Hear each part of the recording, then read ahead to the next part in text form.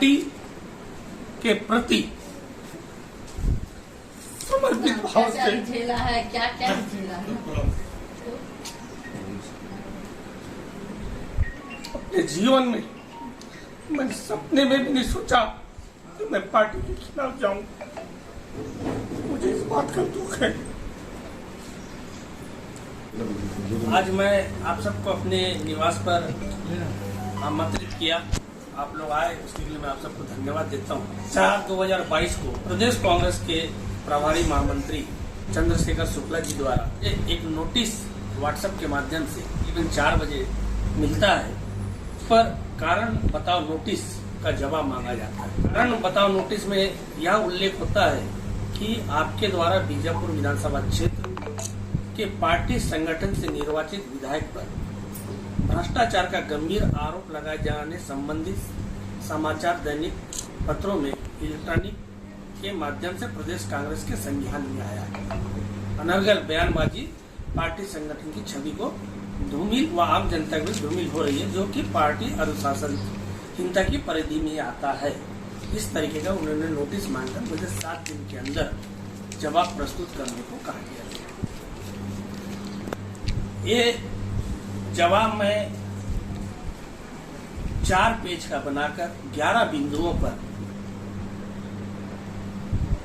30 तारीख को प्रदेश कांग्रेस कमेटी को सोशल मीडिया व्हाट्सएप के माध्यम से प्रेषित करता हूं, और 1 तारीख को मैं स्वयं प्रदेश अध्यक्ष माननीय मोहन मकान जी के निवास कोंडा गांव में जाकर उनको व्यक्तिगत रूप से उनसे मिलकर सारी बातों से अवगत कराता हूं। और जो भी बीजापुर में चल रहे हैं, जिस मुद्दों को लेकर बीजापुर में मैंने बयानबाजी किया, इन सारे तथ्यों की जानकारी के साथ मैं उनको अवगत कराने का प्रयास किया। उन्होंने मुझसे कहा कि जो भी कागज आपके पास है प्रदेश कांग्रेस को भेज दीजिए। उन्होंने मुझसे अपना कागज लेने से इनकार किया, बोले जो भी है प्रदेश को आप भेज दीजिए, मैं वहां से उस आपका पत्र का अध्ययन कर लूंगा। मैंने पहले बता चुका था, मैंने सारे दस्तावेज भेज चुका है।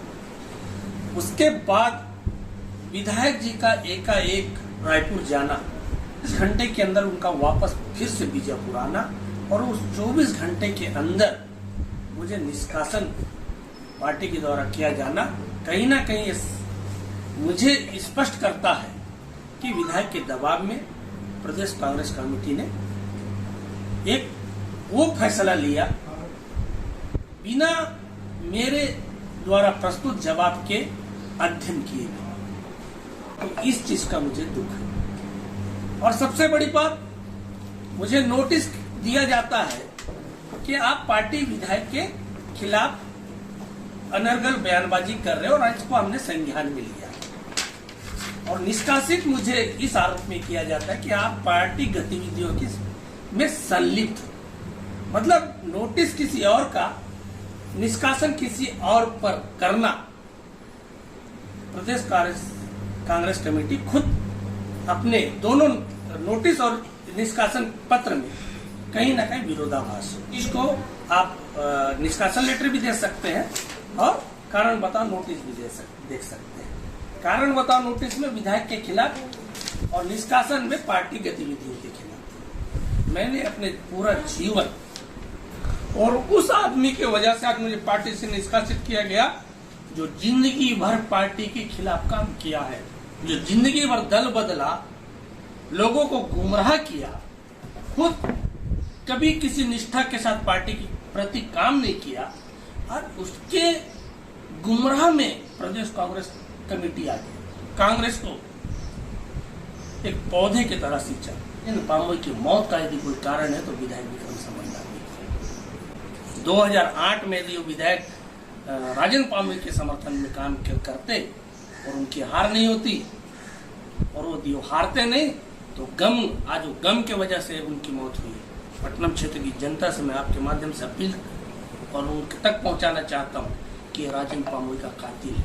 और मैं आज भी अपने उस बात पर कायम हूं कि लगातार बीजापुर में भ्रष्टाचार को संरक्षण देने का काम विधायक जी कर रहे हैं। आपने अब तक बस्तर विकास प्राधिकरण से जिले में कई ऐसे काम किए, मैं इसको स्वीकार करता हूँ, उन्होंने बहुत से ऐसे काम लाए, लेकिन कौन सा काम की सूची आपने सोशल मीडिया में वायरल किया?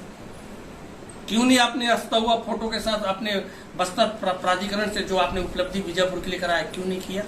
क्योंकि वो पीछे दरवाजे से कहीं ना कहीं ना मेरा स्पष्ट कहना है कि जितने भी बस्तर प्राधिकरण से उन्होंने काम लाया, स्वयं काम किसी ठेकेदार के माध्यम से पार्टनरशिप में किया।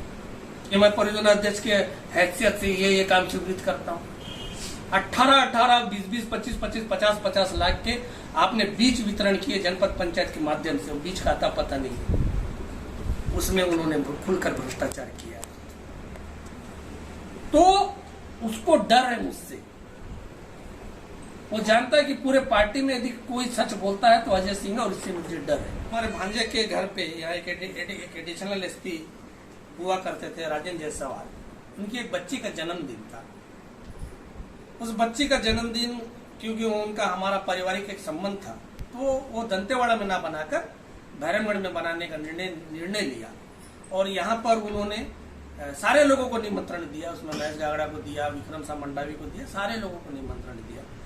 बर्थडे पार्टी हुआ तो स्वाभाविक है गागड़ा जी आएंगे, तो पार्टी भी, शादी हुआ चाहे पार्टी हो कोई में, तो भाई दो दलों के राजनेता आमने सामने होते ही। तो उस बीच का एक तस्वीर कोई कार्तिक कावरे जो भारतीय जनता पार्टी का, उन्होंने फेसबुक में डाला, उसमें मेरी फोटो भी थी। तो विधायक जी की ओछी राजनीति देखिए आप यहाँ पे, उन्होंने उस फोटो को एडिट किया, उस फोटो को निकाला और प्रदेश कांग्रेस को, प्रभारी मंत्री को फोटो भेजा और मुझ पर यह आरोप लगाया कि मैं नजदीकियां भारतीय जनता पार्टी से बढ़ा रहा हूं। प्रभारी मंत्री का फोन आया और मुझसे कहा कि अरे यार ये सब क्या हो रहा है? बोला क्या हो गया दादी? तो उन्होंने कहा कि नहीं, आप गागड़ा जी से बहुत नजदीकियां बढ़ा रहे हो और फोटो खिंचवा रहे हो। मैं सोच में पड़ गया। सोच में पड़ने के बाद मेरे को ऐसा लगा कि कहीं मैं कोई, तो फिर मैं कॉन्फिडेंस था कि मैं तो ऐसा कहीं कुछ किया नहीं। मैं उनको कहा कि मैं बोला दादी गलत बोल रहे हो आप, यदि आपके पास ऐसा कोई फोटो है तो आप मेरे को भेजिए। तो उन्होंने फोटो व्हाट्सएप किया मुझे, तो मुझे हंसी आई। वो फोटो किसी के जन्मदिन की पार्टी की थी। तो सोचिए आप, विधायक की ओछी राजनीति, मतलब वो बहुत पहले से मुझे कांग्रेस पार्टी से निष्कासन के बारे में वो लंबे समय से षड्यंत्र कर रहा है। मैं जिला कांग्रेस कमेटी बीजापुर को धन्यवाद देता हूं, उन्होंने मुझे समझा और विधायक जी के साथ वो खड़े नहीं थे। मैं महिला कांग्रेस कमेटी, तमाम उन संगठन जो बीजापुर के, उन सभी को धन्यवाद देता हूं। इस लड़ाई में उन्होंने विधायक जी की ओछी राजनीति का साथ नहीं दिया और विधायक जी केवल पेपर की कटिंग को ले जाकर प्रदेश कांग्रेस में हो, आप देखिए ना, संज्ञान में आया वाला बात आ रहा है। तो इसी आधार पर मुझे निष्कासन किया, जबकि प्रदेश कांग्रेस को जिला कांग्रेस कमेटी से भी राय लेना था।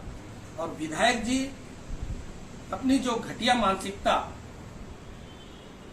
से मुझे आज पार्टी से बाहर का रास्ता दिखाए हैं, तो मैं इसको अपनी हार नहीं मानता, बल्कि इसको अपनी जीत के रूप में देखता हूं। मैं जीत के रूप में इसलिए इसे देखता हूं क्योंकि बीजापुर का एक भी ऐसा कार्यकर्ता नहीं है जो विधायक के खिलाफ बोलता है, और मैं बोला तो मेरी जीत है, और साक्ष्य के साथ बोल रहा हूं।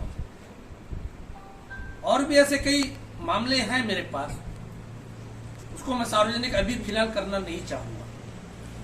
समय आएगा तो उस चीज को भी मैं आप सबसे शेयर करूंगा। अभी फिलहाल तो मैं प्रदेश कांग्रेस के अध्यक्ष मोहन मरकाम जी से, माननीय भूपेश बघेल जी से और प्रदेश प्रभारी PL पुनिया जी से, सप्तगिरी जी से, शंकर जी उल्का जी से मुलाकात करूंगा, अपनी बात रखूंगा। उसके बाद जो भी निर्णय पार्टी करेगी मैं उस निर्णय का स्वागत करूंगा। और मैं केवल इसलिए दुखी हूं कि जिस पौधे को मैंने सींचा, जब उस पौधे में फल आया तो दलाल किस्म के लोग उस फल को तोड़ रहे हैं, जो कभी भारतीय जनता पार्टी के दल्ला हुआ करते थे। और उसमें सबसे बड़ा यदि कोई दल्ला था तो विक्रम मंडल। रिजल्ट आए, हमारे पक्ष में 10 पार्षद चुन के आए। जब अध्यक्ष उपाध्यक्ष की चुनने की बारी आई तो विधायक निवास में विधायक जी ने मुझे बुलवाया। मैं था, हमारे जिला अध्यक्ष लालू राठौर जी थे और विधायक जी थे। 3 लोगों ने एक बंद कमरे में चर्चा किया कि अध्यक्ष कौन बनेगा और उपाध्यक्ष कौन बनेगा। तो हम लोगों में सहमति ये बना था कि अध्यक्ष शशि फरफुलिया वो बनेगी और उपाध्यक्ष जागेंद्र देवागढ़ बनेगी। सुबह होते होते निर्णय बदल गया। फिर वो मुझे बंद कमरे में ले गए, बोले यार अजय तू एक बात समझ, मेरी एक बात मान, मैं बहुत मजबूर हूं, एक बार तू मेरी बात रख ले और सीता मान जी को कि मिसेस को अध्यक्ष बनने दे। तो मजबूरी, मैं पूछा, तत्काल पूछा, मजबूरी ऐसी क्या मजबूरी है? मैं नहीं बता सकता, लेकिन चुनाव के जब अध्यक्ष घोषित होने के चंद दिनों के बाद जो मेरे पास जो जानकारी आया, एक जमीन से जुड़ा हुआ, तो कहीं ना कहीं उस जमीन का मामला विधायक जी को मजबूर कर रहा। अध्यक्ष के बनने के बाद सुखमती मान जी के पति सीता मान जी से 50 डिसमिल का जमीन का नामांतरण विधायक जी के नाम होना, कहीं ना कहीं वो अध्यक्ष के सौदेबाजी किया है, मतलब जमीन के बदले अध्यक्ष बनाया। ये मेरा स्पष्ट है। मैं आज भी अपने बात पर कायम हूँ, भ्रष्टाचार चरम सीमा पर है। और अभी एक बात और भी बोला, जो कल जो 9 काम स्वीकृत हुए हैं, वो ऑलरेडी 9 काम नाबार्ड योजना से जो आए हैं, मैं कल सोशल मीडिया में इसका उल्लेख भी कर दिया हूँ। 9 काम ऑलरेडी डीएमएफ फंड से हो चुके हैं, परियोजना मद से हो चुके हैं, कुछ एनएमडीसी मद से हो चुके हैं, निर्माण का टेंडर लग चुका है, काम खत्म हो चुका है, एमबी हो चुका है, राशि निकल चुका है। सेम वही काम, वही स्कूल, वही आश्रम का फिर से स्वीकृति होना और विधायक जी का हंसता हुआ नूरा चेहरा कहीं ना कहीं ये पूरे भ्रष्टाचार की ओर इंकित कर रहा है। एक मत से होगा ना काम। और इसका एक प्री मैट्रिक कन्या छात्रावास धर्मगढ़ स्वयं मैं कर रहा हूँ, एनएमडीसी मत का है। कल वही काम नाबार्ड योजना से भी स्वीकृत हो चुका है। और इससे बड़ा उदाहरण क्या दूंगा? देखिए, मैंने लगातार विधायक जी की कार्यशैली पर उनसे कई बार मिलकर उनसे आग्रह किया कि आपकी कार्यशैली उचित नहीं है। पार्टी लगातार, कांग्रेस के कार्यकर्ता आपसे भले नहीं बोलते हैं, लेकिन लोगों में नाराजगी बढ़ता जा रहा है, आप अपने कार्यशैली पर अंकुश लगाएं। लेकिन उन्होंने मेरी एक भी बात को गंभीरता से नहीं लिया और मेरी बात को नज़रअंदाज करते चले गए। और लगातार जिस तरीके से बीजापुर जिले में हर मुख्यालय प्रमुख के पास उनका जो हस्तक्षेप होता है, जो दबाव होता है, अधिकारी कर्मचारी भी विधायक जी से बहुत ही नाराज चल रहे थे। नाराज उस बात को लेकर भी मैंने कई बार पार्टी पे अपनी बात रखी। और जिस तरीके से बीजापुर में मैं लगातार देखते आ रहा हूँ, जब सर से पानी ऊपर बहने लगा तब मैं जाकर मीडिया का सहारा लेकर सच्चाई बीजापुर की जनता तक आपके माध्यम से पहुंचाने का प्रयास किया। और जिसका ये परिणाम था कि मुझे कांग्रेस ने 6 साल के लिए निष्कासित कर दिया। और मैं इस निष्कासन से भी बहुत खुश हूँ कि सच बोलने की आवाज़ को विधायक जी ने दबाने का जो एक प्रयास किया है, इस क्षेत्र की जनता भली भांति समझती है। मैं इस बात को स्वीकार करता हूं कि लोग खुलकर मेरे समर्थन में नहीं आ रहे लोगों की, लेकिन मुझे पूरा भरोसा है कि लोगों की मौन सहमति मेरे प्रति लगातार है।